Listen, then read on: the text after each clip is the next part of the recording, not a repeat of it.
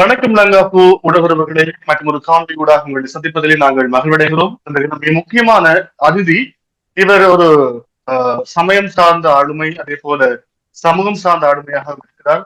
இப்படி பல பரிணாமங்கள் இவருக்கு இருக்கிறது. இவருடைய பூர்வீகம் இலங்கை. இலங்கையினுடைய கீரிமலை நவலேஸ்வரத்தினுடைய தேவஸ்தானத்திலே தான் அவருடைய ஆரம்ப பயணம் ஆரம்பித்தது. அதுக்கு பிற்பாடு இலங்கை பூராகவும் அவருடைய பணி இருந்தது. ஆனால் காலப்போக்கிலே புலம்பெயர்ந்த நாடுகளுக்கு அவர் செல்ல வேண்டிய தேவை ஏற்பட்டது. அதன் அடிப்படையிலே சுவிட்சர்லாந்திலே இப்பொழுது இருந்து சமய பணியோடு தமிழ் பணியையும் மக்கள் பணியையும் மாற்றிக் கொண்டிருக்கின்ற சந்தாயுதபாணி குருக்கள் ஐயா நாங்கள் சொல்லுவோம். அவருக்கு மறுபேரும் இருக்கிறது. சுவாமி சரவணபவா குருக்கள் அவர்களை நாங்கள் இந்த தினம் நேர்காண வந்திருக்கிறோம். உங்களுடைய சந்திப்பதிலே நாம் உண்மையாகவே நாங்கள் கொடுத்து வைத்த ஒரு கொடுப்பனவு. முதற்கண் லங்காபூ ஊடகம் சார்பாக உங்களுக்கு நன்றிகளை தெரிவிக்கிறோம். வணக்கம் ஐயா. வணக்கம் வணக்கம். லங்கா போர் தொலைக்காட்சி நேயர்களுக்கு வணக்கம். உலகம் வாழ் அனைத்து தமிழ் மக்களுக்கும் வணக்கம்.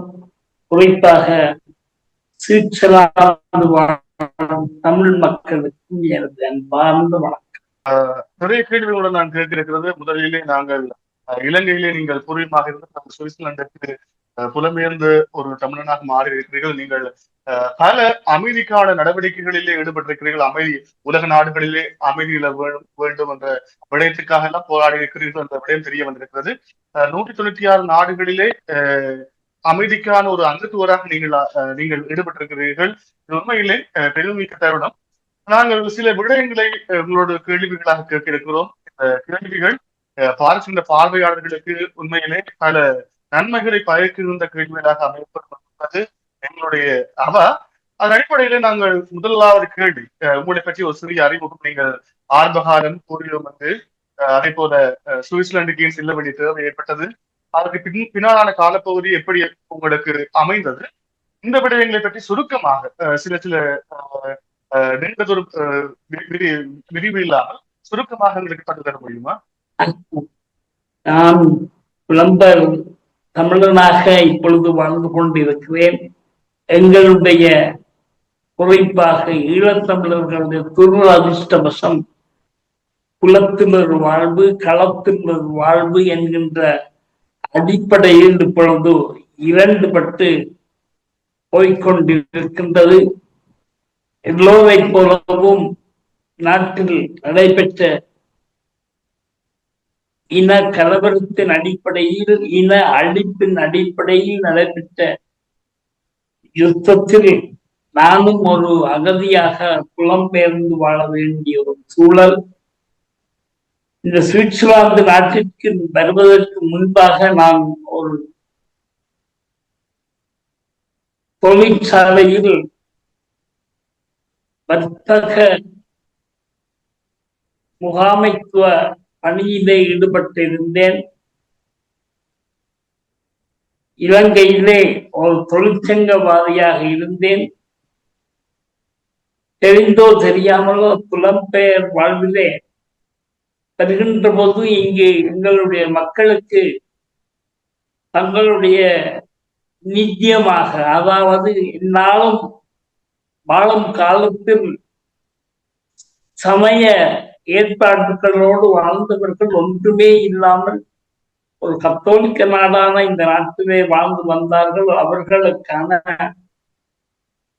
முதல் ஒரு ஆலயத்தை இந்த சுவிட்சர்லாந்து தேசத்தில் இங்கு இருக்கக்கூடிய வணக்கத்துக்குரிய பாதிரிமார்களோடு ஒன்றிணைந்து பேசி ஒரு முதலாக ஒரு ஆலயத்தை நிறுவி மக்களுடைய சமய பணிக்காக ஒரு சமய குருவாக அவர்களோடு சுவிட்சர்லாந்திலே வாழ்ந்து கொண்டிருக்கின்றேன். இது என்னை பற்றிய. நீங்க சென்று 35 வருடங்களுக்கு மேலாக இருக்கும் இனக்கலவரம் இலங்கையிலே தோற்றம் பெற்ற தமிழ் சிங்கள மக்களுக்கு இடையிலான பிரச்சனையின் போது நீங்கள் சுவிட்சர்லாந்துக்கு புலம்பெயர் சென்றிருக்கிறீர்கள், அப்படித்தானே? ஆமாம், நான் இந்த இலங்கையில் வாழ்கின்ற பொழுது குருத்துவ பணியில் நான் வாழ்ந்தது குறைவு. எனக்கு தந்தையார் ஒரு மிகச்சிறந்த குருக்களாக இருந்தால் சுவிட்சர்லாந்துக்கு வந்ததற்கு பின்புதான் நான் இந்த சமய பணியிலே ஆன்மீக பணியிலே என்னை இணைத்துக் கொண்டேன். சரி, நாங்கள் இரண்டாவது கேள்விக்கு செல்வோம். புலம்பெயர்ந்த நாட்டிலிருந்து சமய பணியும் தமிழ் பணியும் மாற்றுவது எவ்வளவு பெரிய சிரமம். ஆனால் புலம்பெயர்ந்த நாடுகளிலே, குறிப்பாக இலங்கையிலிருந்து பல பல நாட்டவர்கள் ஒவ்வொரு நாடுகளிலே ஏதோ ஒரு காரண நிமித்தம் சென்றிருப்பார்கள். சென்ற ஒவ்வொரு நாடுகளிலும் தமது சமயத்தையும் தமிழையும் வளர்க்கிறார்களா? அது எவ்வளவு பெரிய சவாலாக காணப்படுகிறது? அது சார்ந்த விடயங்களை நீங்கள் தெளிவுபடுத்த முடியுமா? உண்மையிலேயே மிகவும் அருமையான ஒரு கேள்வி தம்பி. நாங்கள் ஈழத் தமிழர்கள் வல்லமை பொருந்தியவர்கள். இந்த உலக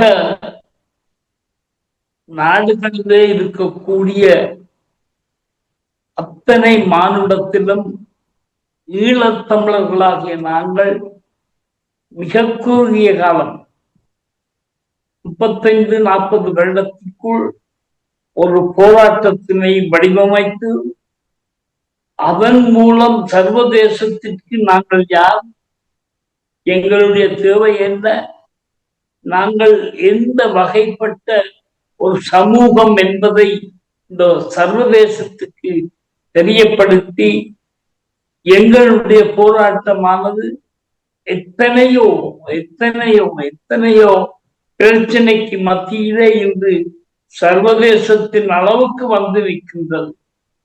தனிய போராட்டம் மட்டுமல்ல, எங்களுடைய சமூக பண்பாடு, எங்களுடைய சமய பண்பாடு எல்லாமே அன்று 35 வருடங்களுக்கு முன்பு வழிபாட்டு தடம் இல்லாமல் இருந்த ஈழத்தமிழன் சுவிட்சர்லாந்தை பொறுத்த மட்டுமே, மற்ற ஐரோப்பிய நாடுகளை விட சுவிட்சர்லாந்தை பொறுத்த மட்டுமே 27 ஆலயங்கள் இப்போது ஒவ்வொரு மாநிலங்களுக்கும் ஒரு ஆலயமாக நிறுவப்பட்டு ஈழத் தமிழர்களினால் சைவமும் தமிழும் உலகெல்லாம் கொண்டு செல்லப்பட்டு வழிநடத்தி வாழ்ந்து கொண்டிருக்கின்றார்கள். கஷ்டப்படாமல், துன்பப்படாமல், மெய்தான் வருந்த கூலி தரும் என்பது போல எங்களுடைய குழந்தைகள் கலாச்சாரத்தோடும் பண்பாடோடும் இங்கே வாழ்ந்து கொண்டிருக்கின்றார். என்னை பொறுத்த மட்டும் இப்பொழுது உங்களுடைய தமிழ் கலாச்சாரங்கள் பண்பாடுகள் வெளிநாடுகளிலே கைக்கொள்ளப்படுகிறது, அப்படித்தான் எங்களுடைய கருத்து. ஆமாம், என்னை பொறுத்த மட்டுமே தாயக மண்ணை விட இன்று உள்ள சூழ்நிலையிலே இங்கே உள்ள குழந்தைகள் மிகவும் அமைதியாகவும் கட்டுப்பாட்டோடும் வாழ்ந்து கொண்டு இருக்கின்றார்கள். சுவிட்சர்லாந்தை பொறுத்த மட்டுமே 65க்கும் அதிகமான தமிழ் பாடசாலைகள், தமிழ் ஆலயம் என்கின்ற பெயரில் தமிழ் மொழிக்காக அந்த பாடசாலைகள் நடத்தப்பட்டு வருகின்றன. அதற்கான பட்டப்படிப்புகளும் 65 பாடசாலைகள் சுவிட்சர்லாந்தில் இருக்கிறது, அப்படித்தான்? ஆமா ஆமா ஆமா. மொத்தமாக எத்தனை ஆலயங்கள் இருக்கிறது? ஒவ்வொரு மாநிலங்கள் மாறுதானே? மாநிலங்களை பொறுத்த 27 ஆலயங்கள் இருக்கின்றன. ஒரு ஆலயங்கள் இருக்கு. உண்மையாவே வரவேற்கத்தக்க விட இப்படியான ஒரு சமூக மாற்றம் என்பது புலம்பெயர் நாடுகளிலே வரவேற்கத்தக்க விடயமாகத்தான் இருக்கிறது. அடுத்த கேள்விக்கு நாங்கள் செல்வோம். இது அடுத்த கேள்வியிலே நாங்கள் மிக முக்கியமாக நாங்கள் புலம்பெயர்ந்து வெளிநாடுகளிலே வசிக்கக்கூடியவர்களாக இருக்கலாம். ஆனால் என்னுடைய பரம்பரை, என்னுடைய பிள்ளை சுவிட்சர்லாந்துல பிறந்திருக்கலாம். சுவிட்சர்லாந்து பிறந்தால் அவர்கள் தமிழ் மொழியையும் அல்லாவிட்டால் சமய மரபுகளையும் பின்பற்றிருந்தார்களா? அதற்கு அவர்கள் பழக்கப்பட்டிருக்கிறார்களா அந்த தலைமுறை என்பதுதான் என்னுடைய அடுத்த கேள்வி. அதற்கு உங்களுடைய தெளிவான விளக்கத்தை எங்களுக்கு வழங்க முடியும்? ஆமா, நிச்சயம். அருமையான கேள்வி. இந்த என்னுடைய 35 வருட கால அனுபவத்திலே நான் குறைந்தது ஒரு 2000 தொடக்கம் 2500 திருமண வைபவங்கள் செய்து வைத்திருப்பேன். நான் 3 தலைமுறை கண்ட மத குருவாக விளங்கிக் கொண்டிருக்கின்றேன். நானே இங்கே பெரியவர்களுக்கு கல்யாணம் பண்ணி அவர்களுடைய குழந்தைக்கு கல்யாணம் பண்ணி அவர்களுடைய குழந்தைக்கு உரிய கிரியா வைபவங்கள் எல்லாம் செய்து வைத்த ஒரு நிலையிலே தற்சமயம் ஓய்வு நிலையிலே வாழ்ந்து வருகிறேன். உண்மையிலேயே நீங்கள் கூறியது போல இங்கே இருக்கக்கூடிய இந்த தாய் தந்தையர்களை விட இந்த குழந்தைகள் இரட்டை கலாச்சாரம் என்று சொல்வதை விட பல மல்டி கல்ச்சர் பல கலாச்சாரத்துக்கு மத்தியிலே ஸ்கூலுக்கு போன பாடசாலைக்கு போனால் ஒரு கலாச்சாரம், வீட்டை வந்தால் ஒரு கலாச்சாரம், கல்யாண வீடு வைபவம் என்றால் இன்னொரு கலாச்சாரம். குறிப்பாக இந்த குழந்தைகள் இந்த பூப்புனித நீராட்டு விழா என்கின்ற ஒரு வைபவம் வருகின்ற பொழுது இந்த உண்மையிலேயே மற்ற ஐரோப்பிய குழந்தைகள் மத்தியிலே அந்த கலாச்சாரம் கிடையாது. அது ஒரு மிகப்பெரிய ஒரு விடயமாக இருக்காது. ஆனால் இங்கே சமய ரீதியாக கூட அவர்களை வெளியே நிறைய அது போன்ற கலாச்சாரங்களுக்கு மத்தியிலே அந்த குழந்தைகள் வளர வேண்டி இருக்கின்றது.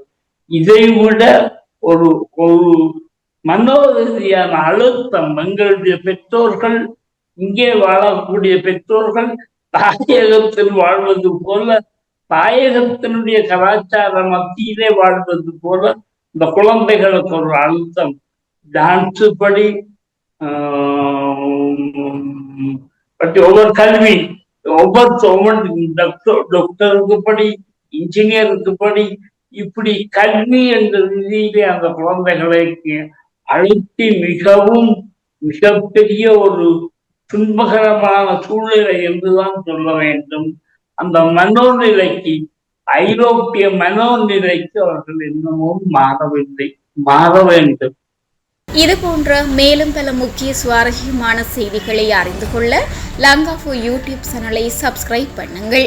எமது செய்திகள் உடனடியாக கிடைக்க பெல் பட்டனை அழுத்துங்கள்.